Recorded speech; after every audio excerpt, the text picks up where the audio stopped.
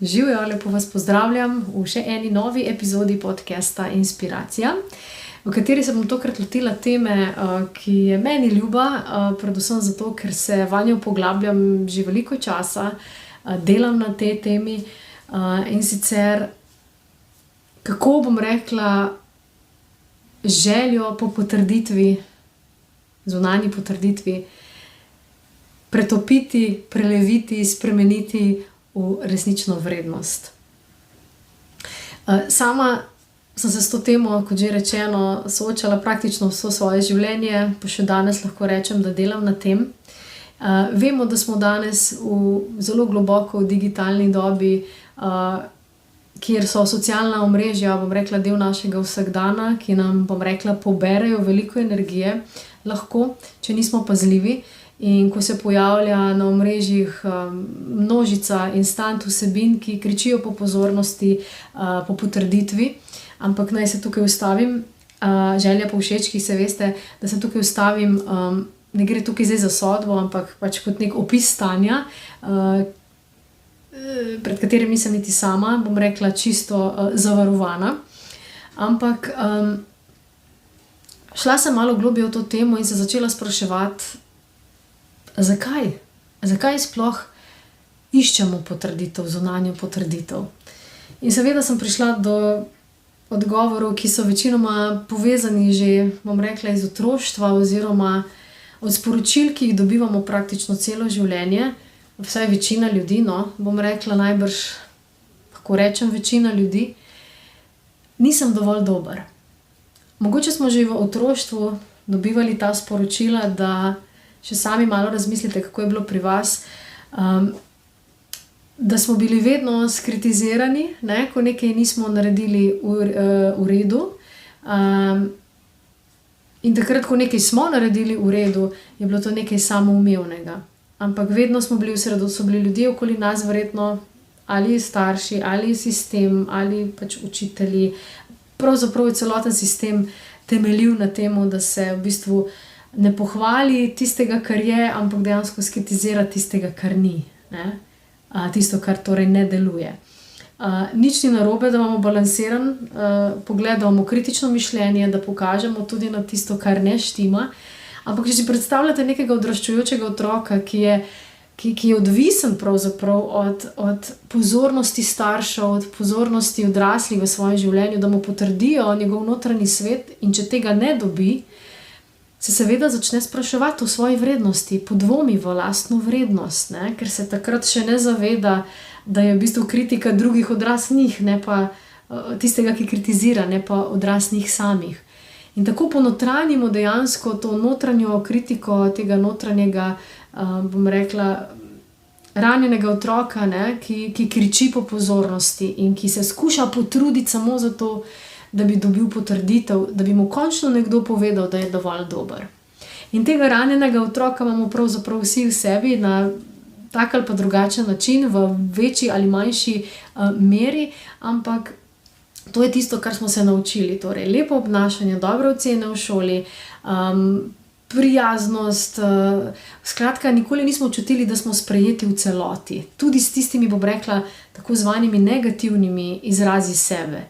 In tako smo ponotranjili v sebi, samo če se bomo obnašali in delovali po nekih družbenih normah, ki pač veljajo kot zaželene, ne, takrat bomo sprejeti. In seveda se potem lahko celo življenje trudimo, da bi zadovoljili tem družbenim normam. In tudi se zgodi, da če jih zadovoljimo, imamo milijon všečkov na socialnih omrežjih, mnogo prijateljev, ki nam potrjujejo neko našo iluzijo, smo lahko v sebi popolnoma prazni. Zakaj? Zato, ker to nismo mi v celoti, ker to ni naša resnična slika, ker tisti potlačeni občutki, tisti ranjeni del nas, tista naša ranljivost ostaja skrita. In to je tisto, kar nas potem v bistvu, bom rekla, na nek način dela nesrečne. In zanimivo je, da tudi tiste, bom rekla, nezaželene vsebine, ki jih imamo v sebi, nezaželeni občutki, vse to, kar se nam je dogajalo, tako zvano negativnega v življenju, je bil del našega procesa rasti. našega procesa zorenja. Ampak tega nas ni praktično nobeden naučil, da je to v bistvu del naše poti. In torej, da smo v bistvu dovolj dobri, že točno takšni, kakršni smo v tem trenutku. In zanimivo mi je, da tudi iz ust različnih strokovnjakov na socialnih omrežjih dostikrat slišim, da če nisi na socialnih omrežjih, da pravzaprav ne obstajaš. Razumem jaz to izjavo z tega vidika marketinga in tako naprej, ampak zdi se mi pa po drugi strani to tudi zelo, zelo nevarna izjava. Ker kaj s tem sporočamo ljudem, mladim, komurkoli, ne? Da je v bistvu spet tista zunanja potrditev tista, od katere je odvisen naš obstoj. Ne to, da samo že da obstajamo, da smo vredni, takšni kot smo. In da si lahko potrdimo svojo vrednost. Ne? Ker konec koncev ljudje smo energijska bitja in takšno energijo, kakršno oddajamo, pa če se damo ven v medije, socialne ali pa ne, nam bo življenje bo pač prineslo nam tisto, kar potrebujemo za svojo rast. Tudi če so to stranke ali pa, ne vem, intimne, ljubezenske odnose, prijateljske odnose, karkoli. Mi smo vibracija in tisto, kar vibriramo navzven, tisto nam življenje tudi kaže in prinaša. Tako da dajmo res poskrbeti za to, da bomo res začutili svojo lastno vrednost, brez tega, da smo odvisni torej od tega, ali nam bo kdo dal potrditev za to, kar mi smo. Jaz sem se dolgo časa borila s temi občutki in moram reči, da me je, bom rekla, rojstvo moje hčerke malo obrnilo mojo smer od navzven, dejansko navznoter. Ko ni bilo več let, ker sem se tako tudi odločila, da ji pač posvetim svoj čas za nekaj let in vedno še to počnem in me je to obdobje naučilo res ogromno. Ker sem dejansko, bom rekla, stopila z odra dol, ker sem dejansko obrnila svoj fokus vase, ko so izginili aplavzi, ko so izginili všečki, ko ni bilo zunanje potrditve, ko so bile tiste male rokice, ki so kdaj pa kdaj zaploskale in to je bilo to. In učila sem se vsakodnevno, bom rekla, sama sebi potrjevati to vrednost, ne glede na to, kaj mi govori zunanji svet. Če je bila kakšna potrditev o moji lastni vrednosti, so bile tiste učke, ki so žarele na drugi strani, torej pri moji hčerki, ko sem vedela, da delam nekaj dobrega. Ampak potem so prišli recimo obdobja, ko se veste, pri otroci ni samo radost, so tudi, bom rekla, kdaj pa kdaj tisti frustracije pa težki občutki, s katerimi se otrok sooča. In takrat obdržati ta občutek, da si vreden, ne glede na to, kar se zunaj dogaja, takrat ohraniš tisto integriteto, ohraniš mirnost, ohraniš tudi spoštovanje do osebe na drugi strani, tudi če je to otrok, sočutje. In to je tisto, kar potem gradi zdrave odnose.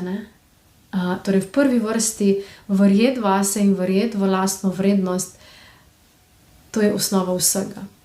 In takrat bo čisto vseeno, ko se boste pojavili, če se boste sploh, če boste čutili potrebo, pojavili na socialnih omrežjih, vam bo praktično res vseeno, ali boste dobili eno všeček, ali 500, ali milijon všečkov, vaš občutek lastne vrednosti bo ostal enak.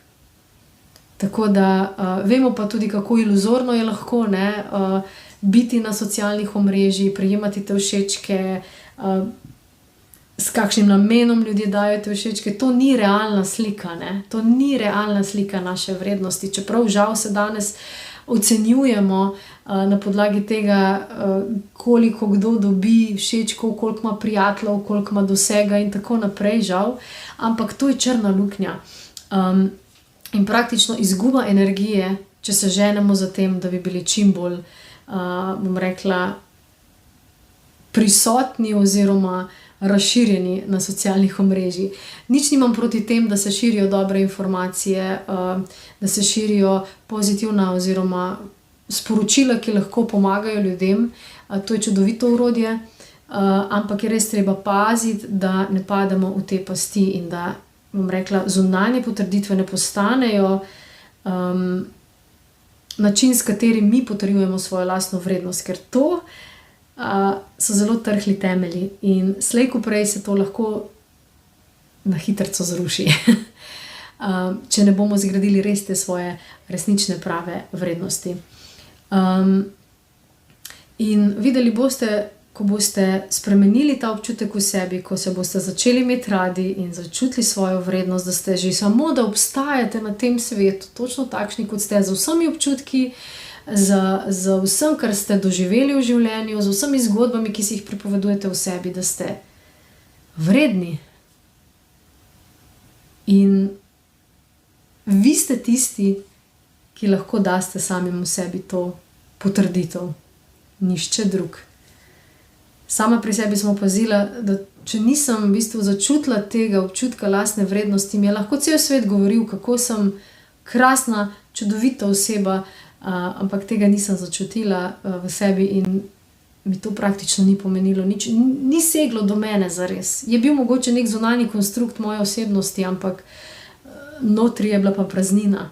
In ni pa boljšega občutka kot to, ko v bistvu s svojim lastnim življenjem pokažeš, ko vibriraš s to energijo res hvaležnosti za to, kar si, za to, kar daješ, ko se trudiš vsak dan res vibrirati z dobro energijo oziroma se učiti tudi iz težkih trenutkov v svojem življenju. To je tisto, kar je v bistvu resnično bistvo nas. In takrat pol pridejo tudi pravi ljudje v tvoj krog in se začneš osredotočati na tisto, kar je res pomembno v življenju. In to vam spet polagam na dušo, da skušajte res to prepoznati v sebi tudi vi. Ni vedno lahko, je proces, sploh ker je družba, bom rekla, naštimana tako, da so to stvari, ki se nas tičejo, ki so stvari, s katerimi smo v bistvu v stiku vsak dan in se moramo o teh stvarih spraševati in res najti, bom rekla, ločiti pleve od zrna od plevela, ali kako že. Spuliti tisti plevel in res dovoliti, da seme zraste v čudovito rastlino, ki vas bo hranila in ki vam bo dajala moč za vaše izzive, za vaše življenje in vas negovala od znotraj navzven. Še enkrat hvala, ker ste mi prisluhnili. Ostanite z mano v mojih novih epizodah podcasta Inspiracija. Se vidimo kmalu.